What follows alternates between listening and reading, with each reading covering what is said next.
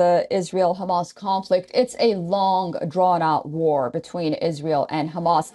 It is fraying tempers now between traditional allies, the United States and Israel. Israel's actions are under intense scrutiny as the death toll in Gaza continues to rise. Hamas puts it at over 30,000.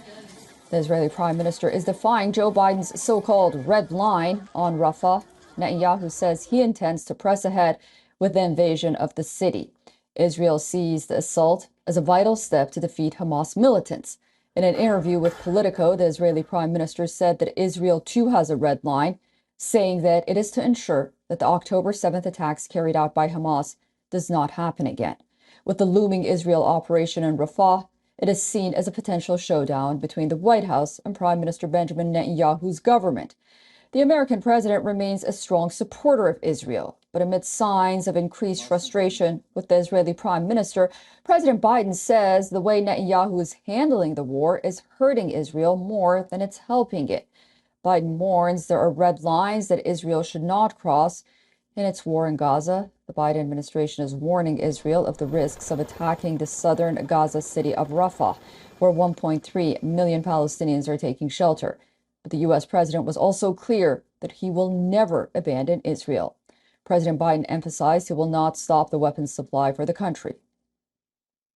Amidst heightened tensions, a poll by the Jewish People Policy Institute says that most Jewish Israelis believe that the U.S. President Biden's support for Israel has reduced since the beginning of the war. All right, for more on this, we are being joined by Morgan Lorraine Vina from Washington, D.C. She's a senior fellow at the National Security Institute. Morgan, thank you so much for coming on WION to talk about this critical issue. The question many are asking is how serious is President Biden's public potential showdown with Benjamin Netanyahu's government over the operations in Rafah, and may it impact the long-standing alliance between the United States and Israel? Thanks for having me. I think what we're seeing here is politics play out in real time. President Biden clearly is suffering from challenges stemming from his November election coming up. We just saw in the Michigan primary, 100,000 voters in that state voted uncommitted. That is a critical state for President Biden to win. It's also those uncommitted voters, frankly, are Muslim and have many of them have Palestinian ties. And so they are clearly very concerned about what we're seeing play out in Gaza. At the same time, Prime Minister Netanyahu has his own political worries at home. He is suffering from low public opinion ratings. The majority of Israelis support continued Israeli engagement in Gaza.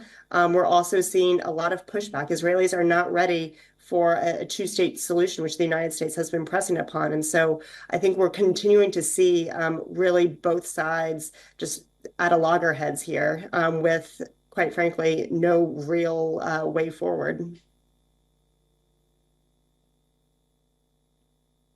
Yeah, it does seem that way.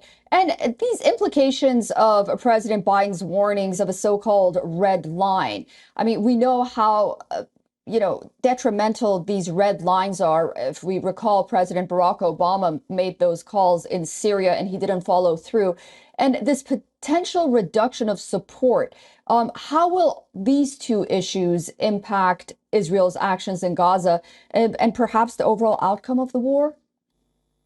Well, bottom line, President Netanyahu is not going to allow Hamas to commit another terrorist attack like it did on 10/7.